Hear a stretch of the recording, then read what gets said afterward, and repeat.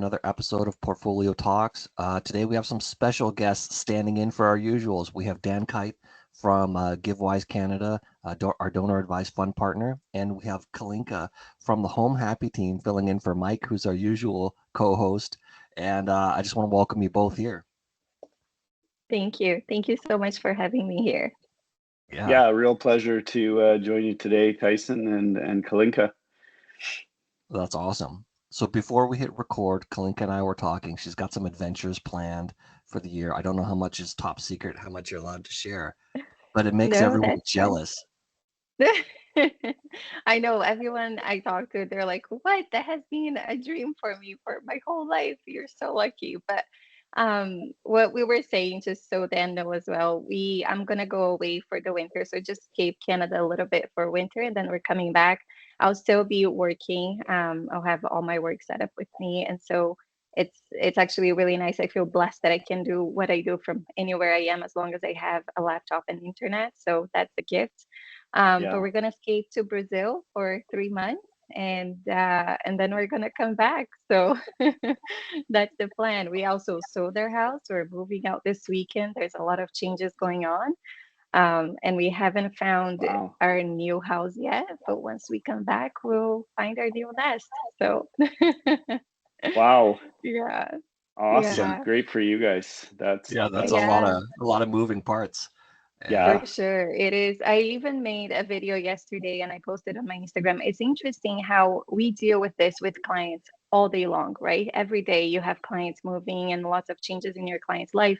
But now I get to really see from my side, I'm wearing their shoes, right? The stress they might be going through might be my reality now, and all the changes and everything up in the air. And so you really get to have more empathy with your clients once you're also in that situation. Yeah, that's super true. For sure.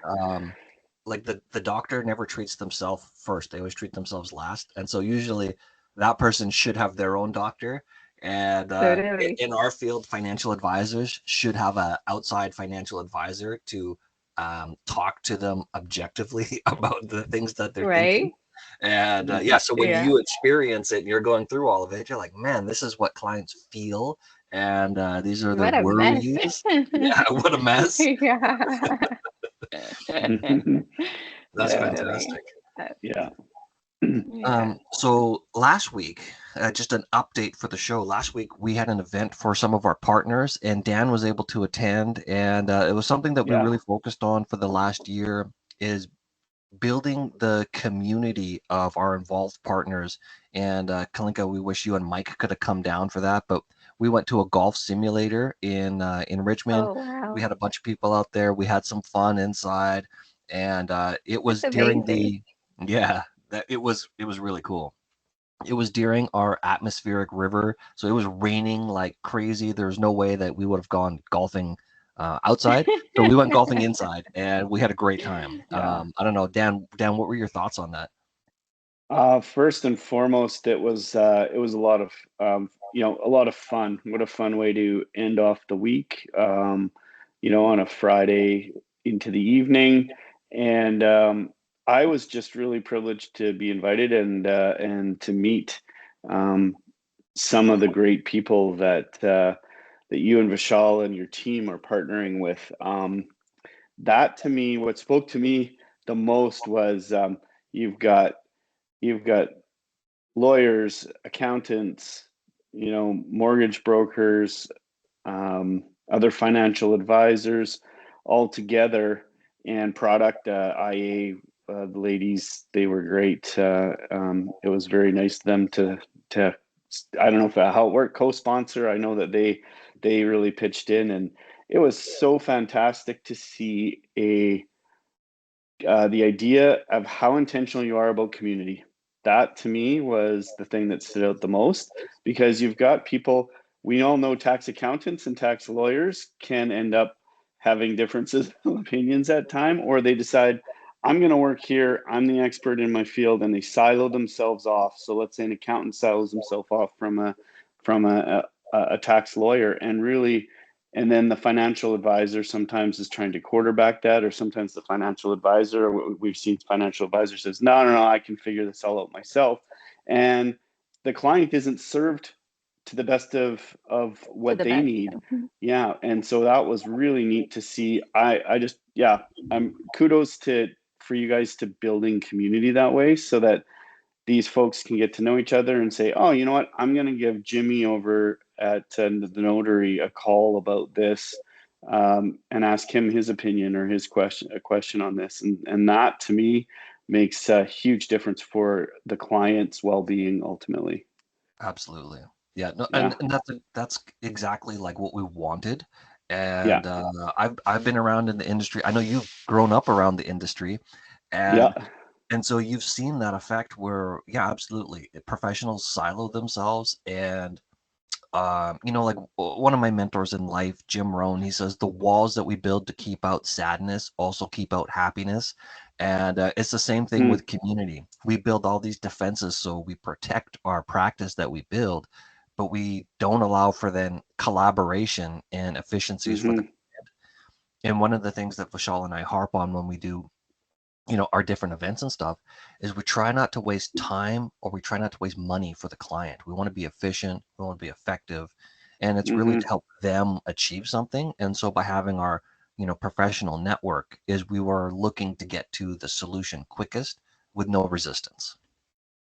Mm-hmm. Awesome. Mm-hmm. Awesome. Yeah. And it's evident that everyone there, and you spend some time together and have a little bit of fun together too, whacking golf balls at a screen, and that.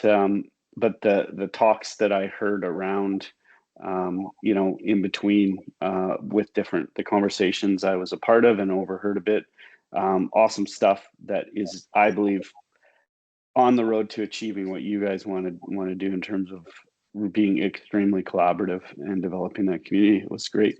Yeah, absolutely. Thank you. And thank you for coming. We really appreciate that. Yeah, well, it was fun.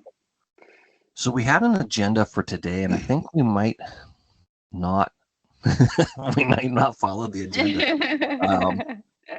So one of the cool things is, with our communities, we want to invite you guys all on. And so, Dan, do you want to take a moment and maybe talk about what GiveWise does and how clients can utilize a platform like yours? Sure. Yeah. Yeah. Real quickly and briefly, at a the most basic level, GiveWise is like having a charitable bank account. And we all know that there are certain types of bank accounts. Some are real basic and they carry no fees. And those are the kind of bank accounts that are pretty suitable for the vast majority of Canadians. A little bit of really, it's a centralized place. And if you think of GiveWise as a charitable bank account, it's a centralized aggregator for anything you do financially with charities in terms of your donations. And what we do is, by utilizing GiveWise as a bank account, your donations into your GiveWise account count as your tax receivable donations. And so you end up with one tax receipt, and then you can give to any of the 86,000 plus charities in your own timing, and timing that makes sense to you. It doesn't have to be the next day, doesn't even have to be the next month. Maybe you're just trying to get a tax receipt for 2024. Here we are. It's crazy. It's already near the end of October of 2024. And so people are starting to think about, oh, okay, if I am going to do some charitable giving to offset some taxes, I'm going to do it now. But boy, that charity function that I usually go to and give at is early next year, or next year. So you can use it like a bank, you would your bank account. Money in, keep a balance for a while so that you can spend it, pay your bills, do whatever down the road. So that's the basic format. And then what we do, that's all online, it's digital, it's free to use. But then we have complex solutions for people who are giving larger gifts. Maybe they've had a windfall situation, big capital gain, they want to offset some taxes. We have complex solutions for people with complex situations, whether it be your income and multiple revenue streams in your life, multiple businesses, or a business and a profession, plus and different types of income, capital gains versus T4. All of that, we can help you do your giving in the most tax efficient manner. And so we love to work with people who want to be generous that way. And then the cool thing is, if you do have a large account, $25,000 or over in terms of balance, we then can involve Tyson and Vishal and your team, or any other financial advisor that the donor works with, and those funds can be invested in order to grow, to have more to give away. That's awesome. That's fantastic. Yeah, that's so smart. Yeah. I like the idea that it's donate now and decide later, because a lot of people, say you want to Yeah. leave an early inheritance from your, estate when you're doing your estate planning, is maybe Yep. you don't want to give, $1 million to your university right now, but you want to put $1 million in your donor advised fund, and then leave instructions that over the next 50 years we can drip on the university and constantly contribute, or have a scholarship or Yeah. something like that. And I think Yeah. that setting up that legacy is something that most people probably assume you have to build a trust, or you have to do something in order for it to pay out consistently. Yeah. And, a donor advised fund can act as that with proper instructions and setup. And I think that's wonderful. Yeah. Yeah. And the cool thing about the setup, that's a great example. And the cool thing about the setup with GiveWise is there are no trusts or legal, there's no lawyers involved. There's no, it's all planned out within the donor advised fund. And GiveWise has done all of that legal groundwork so that the donor doesn't have to engage their legal counsel in order to do this. Yeah, that's so cool. I mean, and I set my GiveWise account. It was just a huge plug for you, but I set my account up, and it was like 5 minutes. It didn't take very long. It was really easy, and so when you removed all of the complications about thinking about it and how long is it going to take, because I had to open a bank account, like last year for something, and it took Yeah. forever. Mm-hmm. The process was really long, and Mm-hmm. you just think, man, I came from banking, so in my brain, it's really easy. I know I could do it myself if you'd let me, but Yeah. the process was a lot longer. Yeah. Yeah. Yeah. So that's really cool. And then this is the giving season for you guys, right? End of the year, everyone's trying to make corporate year end and then fiscal year end, so that you can get your donations in and offset any kind of events or whatnot that you had this year. Yeah, exactly. Yeah. So tax planning plus, Thanksgiving falls in Q4, Christmas and other end of the year, faith-based events happen. And so all of it, and then the charities are all aware of that. So they spool up all of their marketing. So it all Oh, converges to make interesting. Q4 what officially in the nonprofit sector is called giving season. We just call it giving season. That's what Q4 really ends up being for us. Yeah, that's totally fair. In the Yeah. financial industry, we have RSP season right after that. Yep. Yeah. So Yeah. we have a season too. So there Yeah. was some big news that happened this morning, Kalynka, that affects all of your Yes. clients. And you want to talk a Yeah. little bit about that? That was exciting to see. Oh, yeah. So the Bank of Canada, of course, dropped half a point interest rate of their interest rate. So we're sitting at lower, and that, of course, is more favorable for clients with variable rates right now. And they have been riding the rates upwards for quite some time. So it is great news for them.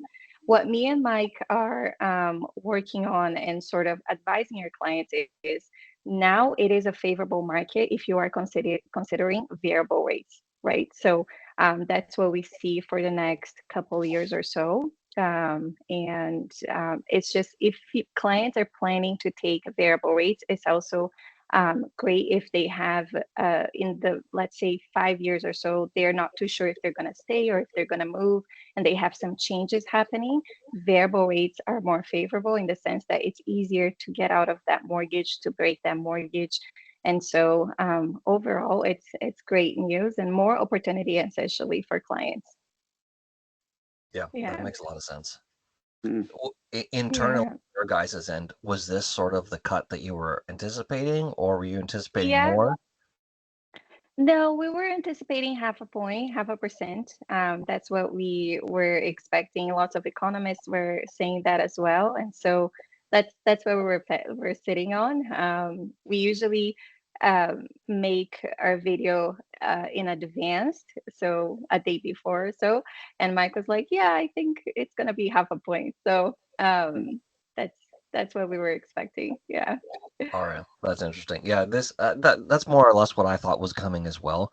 But earlier this week, I started seeing some other, I hate to use the term, quote unquote experts start saying, I think it's 75 basis points. I think they've got to cut 7. Right. I And saw a lot of that. Yeah. yeah, Yeah. I just wondered, where that came from, and I think that's more optimism than anything. And it's interesting just to see that stuff. And on the investment Yeah. side, we've seen the experts be wrong for the last 5 or 6 years at every opportunity. And so it's interesting to watch the different economists and the different points of view. And Totally. it's usually somewhere like it's not too far to one side or too far to the other. It's kind of somewhere in the center where if you just, have a long-term plan and you're relaxed about what you think is going to happen, it's usually somewhere Yeah. kind of in the middle, a nice compromise. Totally. And like you can analyze the data a little bit. Of course, we follow that and we follow the economists, but it's like what you said, people try to be super positive and so they push a little bit further, but it's like, okay, well, let's be realistic. Let's analyze the data and see what's really realistic with our market, with the conditions, with what's going on in Canada, US, and everything around. So Yeah, yeah, Mm-hmm. yeah, that's interesting. Are you guys totally. slow down in the real estate market? Like, because you're up in the Okanagan, are you seeing a change Yes. go into the end of the year? Um, Honestly, it's been a little bit more stagnant for the past few months, I would say. We have been busy with a lot of remortgages, so a lot of mortgages coming up for renewal, and that's what we have had a big load recently. But I find that there's a lot of inventory. We see every day lots of inventory popping up and not as much activity as we wish, as real estate would have by now. So people are sitting a little bit longer for sure, and it's a little bit more stagnant. I think winter is coming, so we'll see exactly what happens. But I think by springtime is when things are really going to start to pick up, and we will see more movements, and people are going to start making more decisions. And yeah, but right now things are staying much longer than what they usually do. Interesting. Yeah. Um, so I'm trying not to go back to our agenda that we had. I want to kind of maneuver the conversation a little bit, but in dealing with, I guess, like Dan, so in dealing with corporate customers that you've seen, and when you're doing some planning, are there strategies that you're seeing that pop up that maybe are more frequent in terms of how they're giving or what they're bumping up against that are coming to you? Or is there kind of a even variety? Um, what is increasing very rapidly and really in leaps and bounds above the other forms of giving is the rise in the donation of appreciated marketable securities. So mutual funds, stocks that are held that have experienced a good up uptick. Um, that has been very popular because if you donate those securities directly to a charity, you bypass the donor bypasses the capital gain and therefore bypassing the capital gains tax. So on top of creating a regular donation tax receipt, let's say someone, if we compare giving $10,000 of just cash from one's bank account to giving approximately $10,000 worth of shares of, let's say, Apple stock that someone threw in, um, you know, um, it's easy for me to say now because it's one of the ones I'll talk about that was a win for me. I have like 14 years ago, I threw a little bit of money into Apple stock, and part of it was my TFSA. So the rise in that is non-taxable, but part of it was just a non-registered account because I was maxed out over my TFSA. So it was just a non-reg account. Well, you're talking about a pretty significant capital gain. My adjusted cost base was next to nothing compared to what it's worth now. And if I want to pull any of those assets out for, let's say I want to renovate a bathroom or something, which used to cost $4,000, now add a zero to it. And and so I want to do something significant and take out a significant amount of those stocks. I can offset the taxes by taking even a little bit more out and donating, not taking out as in liquidating, but donating straight to my donor advised fund, and I'm doubling up on my tax savings. So that has been rising in popularity as more and more financial advisors and accountants catch on to how this can be done through donor advised funds. Because what that does is it creates a nice little pool of donated dollars that can be gifted out to multiple charities. Whereas before, using donor advised funds, it wasn't. People would need a charity that they wanted to give a significant gift to, a single charity, whereas a DAF allows you to give that money out to multiple charities. I keep hearing noise about cryptocurrency being on the rise in terms of donations. And what we're seeing is in the US, cryptocurrency is treated, donations of cryptocurrency are treated like that marketable security where they bypass the capital gains tax. But in Canada, CRA doesn't treat it that way. So we haven't, even though cryptocurrency is popular, Bitcoin and Ethereum are back up out of the winter they were in, haven't seen much in terms of donations of cryptocurrency yet. But it's every year for the past 5 years, we keep hearing, yep, it's coming. There's going to be a big wave of donations of crypto because there's people who got in, 10 years ago, and that crypto is now worth a lot of money. But what we're seeing overall is a level of complexity of the different ways that charities are needing to receive money. It used to be either cash or a check. If I was in church, there'd be an offering plate that was passed by, or a bag that was passed by, and you'd put now churches and other charities are having to say, yes, we can receive, or they're fielding questions. Can I donate this asset? GiveWise actually facilitated the donation of real estate in the Okanagan, a revenue generating property that a donor wanted to donate, have in their donor advised fund as the asset that was underlying their donor advised fund, and then they would give away the rent, the lease payments that they would receive. They would give away those monthly. Wow. So that's rare, but the big one's marketable securities. Interesting. Yeah, Dan, you and I were at a hospital foundation, and I was talking to one of the organizers about that, and he was saying, real estate, baseball card collections, different things, they get donated to the foundation. And it was interesting because I learned about all of that stuff, and you hear that it could happen, but like say I want to donate my grandmother's silver spoon collection because it means something to the family, but once you get it appraised, is it actually worth what you think it's worth? And he said that's kind of the letdown of his job, is to tell people, hey, it's not worth $1 million like your grandma said. It's it's just not.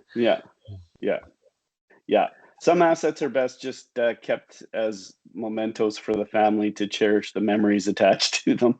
But we haven't had off the wall requests. We haven't. Artwork is something that happens because there's valuations, third-party valuations required, and all of that. We haven't done any artwork ourselves, but we know that is something that art collections can be very, very valuable. Somebody passes away, the members of their estate don't want their art, grandma and grandpa's art collection, but it is worth something. So it's worth actually donating that, having a valuation, donating it directly, so that it once again can bypass the capital gains tax. That makes a lot of sense. That's sad that there would be capital gains on that stuff moving, through the generations of the family. Um, but it can happen. If it's sold, yeah, if it's sold, if it's just kept by the family, then I don't actually. I shouldn't say that. I don't know how it works. Maybe probate is maybe estate taxes are applied to those assets. I think if it shows up in probate, like on the list of Yeah, assets and it's given a value and, yeah, all that stuff, I think that, it could show up yeah, on somebody's radar. yeah. So I guess the lesson is, grandma and grandpa, give your Monet away to the kids before you die. Yeah.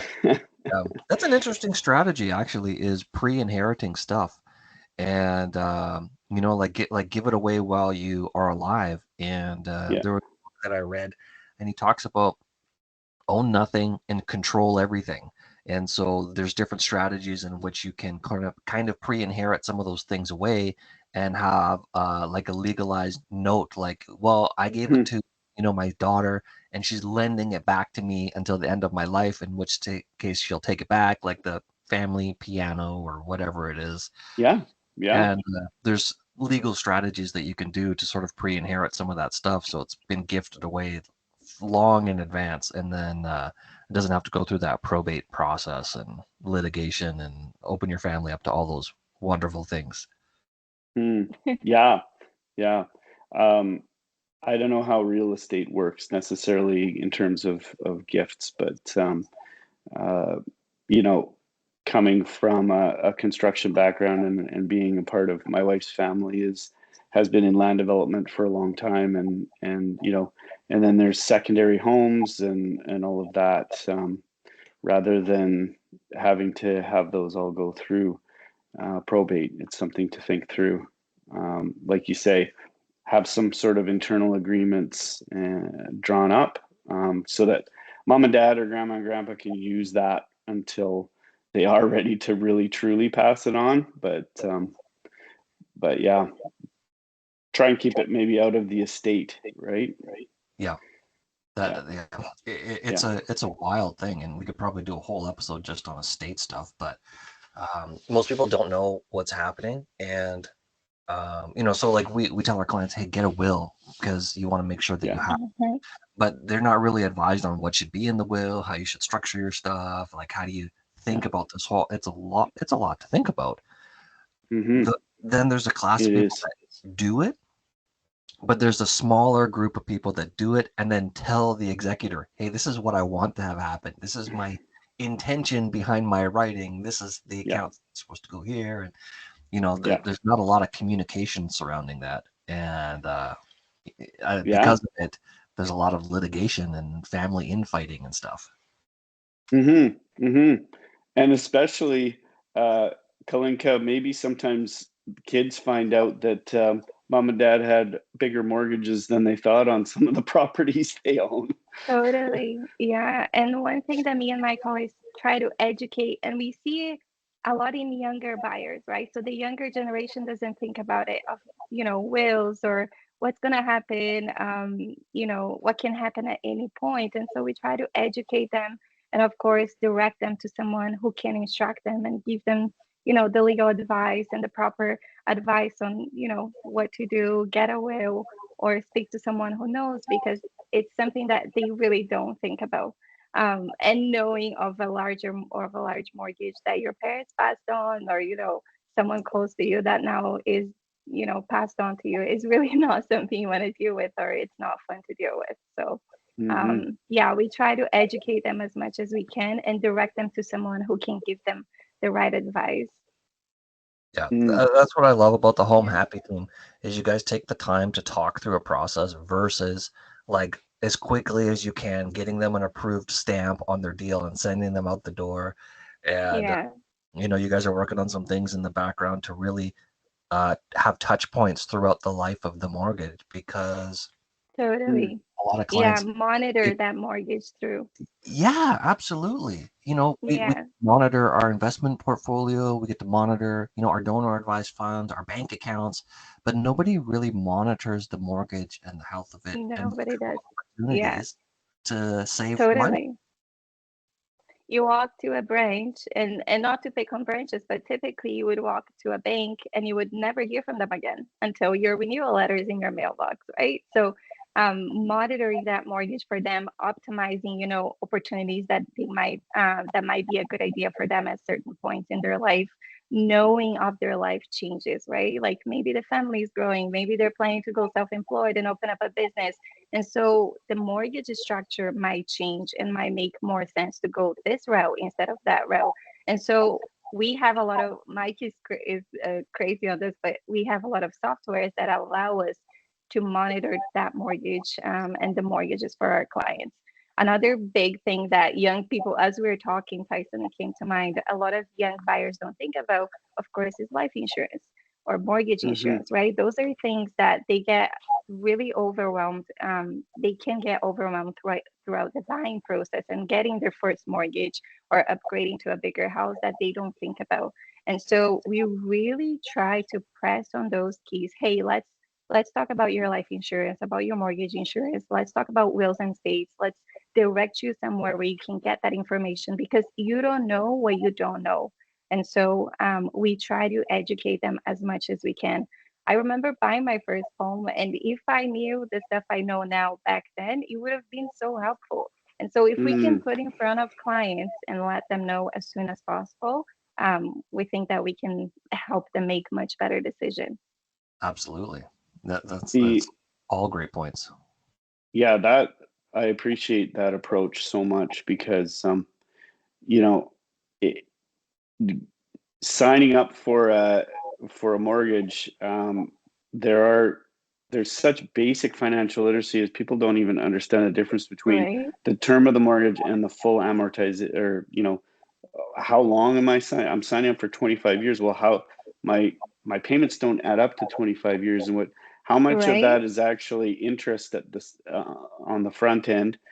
Even just a courtesy, something about monitoring a mortgage. If a person was to know when they've switched from paying more interest than principal, like that's a point to celebrate in terms of the life exactly. of a mortgage. Like, oh, okay, my payments are more principal than interest from this point forward, at least for the rest of the term, unless Yeah. unless mortgage rates go way up again next time. But Yeah, but at least it's something to help people to know and understand where their payments, what's going where in terms of their mortgage payments. So my totally. personal experience, I've got a couple of investment condos that I just use a mortgage to make sure they cash flow.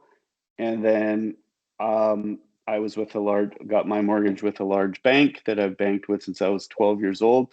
And I didn't hear from the bank until 6 months before my mortgage so it was a 5-year term. And Yeah. I didn't hear a Yeah, peep. And then your mortgage is up for renewal, and no options or no, like, oh, okay, this is the way we would analyze it. So having, I'm going to talk to you and Mike. yeah, for sure. Any point. Yeah. And going back to what you were saying of people having mortgage literacy or financial literacy, even the little bit of it, because people don't learn this in school. I didn't, right? Most people don't. And so I had a client recently. So we were setting her up for a 25-year mortgage. And she called us freaking out. She's like, it's going to take me 25 years to pay my mortgage. Oh my God. And I'm like, no, the amortization doesn't mean anything of how long you're gonna take to pay this mortgage. You can pay your mortgage in 10 years if you want to. Let me show you how. And so, Hmm. people have no idea of really what it means. And we are very detailed. We take the time, we go through video calls with them, we explain it how it works.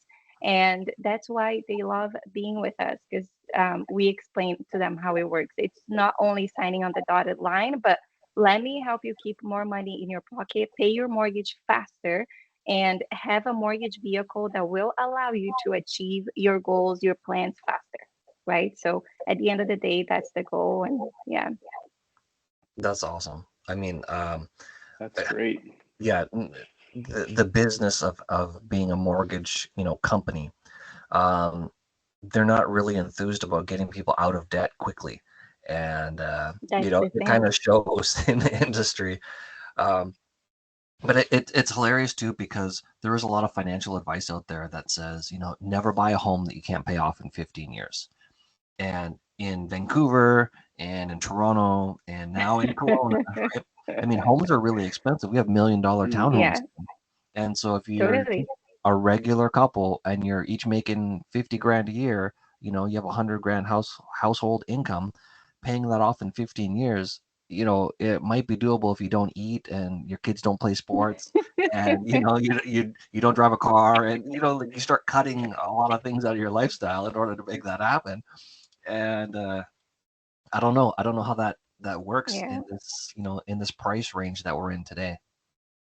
Yeah, no, it is tough. And now that we are in the market of looking for our next house, we every day are on Realtor and just, seeing what's new. And we come across townhomes for like 1.2 million.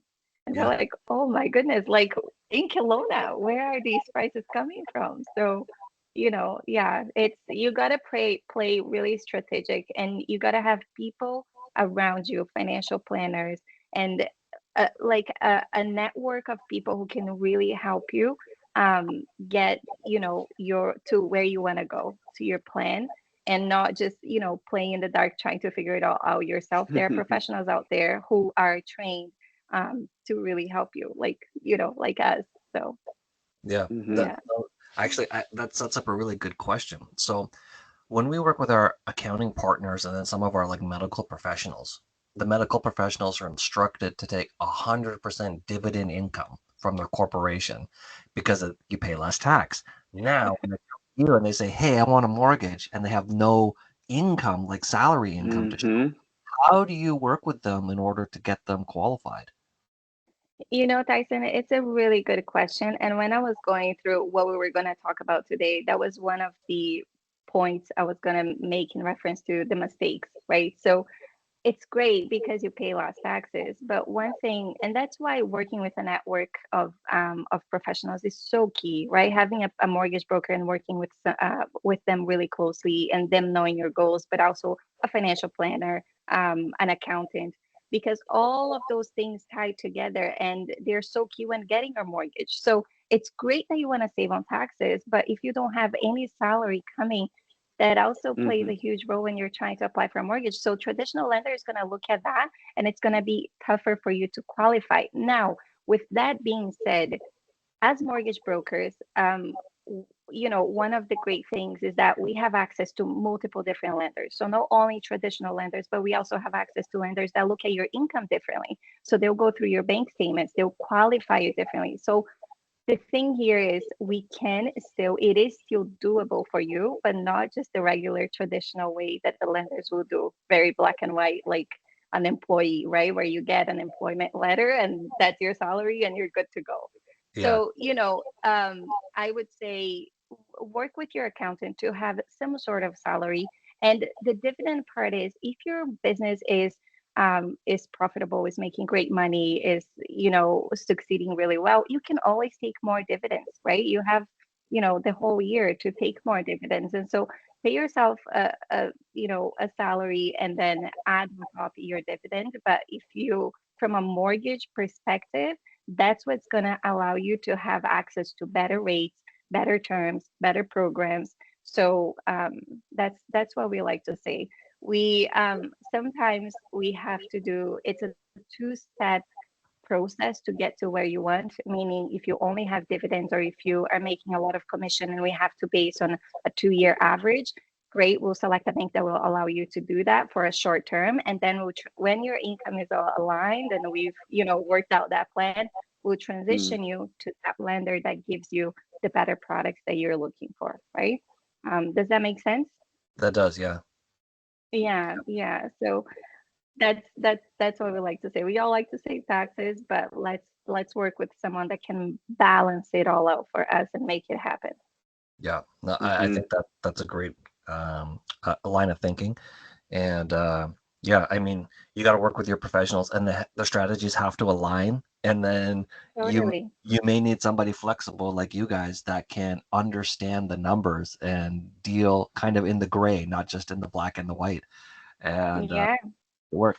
And when we have those medical professionals or those incorporated professionals that come to us and they have these questions, they don't understand. They're like, "I make so much money. How come I can't?" Mm-hmm. Mm-hmm. It's Mm-hmm. yeah, we hear that how for do you Yeah. sure. show? Yeah. Yeah. Yeah. If you deal with only one Totally. financial professional at a time, I built houses for 20 years, so I equated back a lot of my analogies go back to building houses. If I would have just allowed my structural engineers to design our houses that we built, our windows would have been this big. You could have a peephole because guess what? That's the best structural integrity. Windows, all the glass that people. But who wants to live in a house? I see all the glass in Exactly. Kalynka's background there. Who wants to live in a house with windows like this? Not even the structural engineer wants to live in a house like that. But if they're only going, so if accountants are only looking at it this way, 100% dividend income, 100% dividend income as a business owner, how Exactly. does that hamstring you in other areas of your life? And not just getting a Totally. mortgage. There's other ways that income structure affects all kinds of things in our Exactly. lives, right? Absolutely, absolutely. Yeah, we can work with some of our professionals to have them build their own pension, because not all of them have the benefit of working for the government or working for a large hospital and getting, contributing to the pension plan. So if Yeah. it's you Inc., then we help you build a pension, but sometimes you have to show some T4 income in order to make that happen. And Yeah. the accountants grind their teeth a little bit, but you show them the long-term picture as you're funding yourself for life. And I Mm-hmm. think that's interesting. One other part that I wanted to bring up, because we're going into that corporate year-end time, is sometimes we prescribe clients take more money now and do like a straddle. Hey, you have a November year end, take a little bit more money in October, and then you could take a little more money in December after your year end. And then in 2024, you have more income that is coming to the household, but it's in two separate tax years. And that helps Kalinka and the mortgage team so that you can approve the mortgage a little easier and show them you have 2 different years of drawing income, and this is the time of year that you might have to do that. Mm. Yeah, totally. And like I said, lenders will base, if you are self-employed, traditional lending will base themselves on 2 years average, right? So having those 2 years strong is key. But Mm. yeah, yeah. We literally had a client call us, was it yesterday or Monday? And he said, "Hey, Kalink, I'm coming up to close to my year, and this is what I've made so far. Should I take more money from my corporate? Like, what do I need to do to make sure that comes my, renewal time, I can qualify for what I want?" So, if every client did that, they would had Yeah, so much more success. Yeah. But yeah, until people know, it's something that they don't talk about and they don't think about. So, yeah, that's a great point. So they should have a relationship with their financial totally, team, right? a hundred Mm-hmm. percent, 100%. Yeah. That's awesome. I guess one last thing before we hit time here that I wanted to talk about was, because it's year end, because it's giving season, is the one or two things that we've kind of been promoting in order for people to kind of hit their year end giving, and then tax minimization strategies. And so, Mm-hmm. this is right up Dan's alley. Is number one is we recommend people get a donor advised fund. That's the easiest way for a professional to um, offset some taxes that they're going to pay, contribute more to charity, and again, you can donate now and decide later where it's going to go. And I think that's a fantastic thing. And for incorporated professionals, is they just know they're going to pay a ton of tax, and not everybody takes it in dividends, and so using a donor advised fund for those cases, I think, is a great thing. The next one that Dan, you also talked about is, the ability to give appreciated securities. And Mm-hmm. if you do it personally, it's awesome because there's no capital gains. The charity doesn't pay capital gains, and you get a donation tax credit. And then if you're a corporate, it's a triple, it's a triple threat Yeah. because the corp doesn't pay quick capital gains, charity doesn't pay capital gains, and you get a CDA credit. So you get to flow some Yep. money out tax free. Yep. That's huge. Yeah. So if a corporation owns any sort of appreciated marketable securities, that is a triple. It is a triple effect, and to us, especially with any corporate capital gains now, 2/3 as of the 2024 budget mid-June being applied. Any capital gains in a corp are subject to 2/3 Yeah. capital gains tax. And for medical professionals who are really so many of our medical professionals, I don't know if it's Canada wide or is it mainly BC, are actually incorporated. Um, that makes a big difference. So that that going from half inclusion rate to 2/3 inclusion rate. So planning a little bit ahead. Um, we're not trying to give. I'm not out there to try and convince people to be more generous. I'm trying to help. We are at GiveWise are trying to help people who are already generous to just make sure that they're utilizing strategies to save the most tax if Yeah. they are going to be donating anyway, because otherwise you're donating to the government. And hey, it costs a lot to run a country, but there are a lot of business people who get a little disheartened as to how much tax we do pay in Canada, Yeah. especially being taxed corporately and then personally. And if you can bypass some of that, and use it for donating to the causes that you care about, that's what we're here for. Absolutely. Well, like you and I have a friend in the industry, and he talks about creating accidental philanthropists and turning Yeah. taxes into charity, right? And Yeah. I think it's just great verbiage, but it really strikes to the heart of people because some people, they might not feel as charitable, but then when kind of lay it out for them and show them how much is going to the government and maybe how that money is going to be used versus you can contribute that money directly to your community in some way and see the benefits directly, that changes people's point of view a little bit and changes the lens. Yeah. Yeah. Totally. Um, Mhm. I don't know the exact numbers off the top of my head, but I saw a comparison.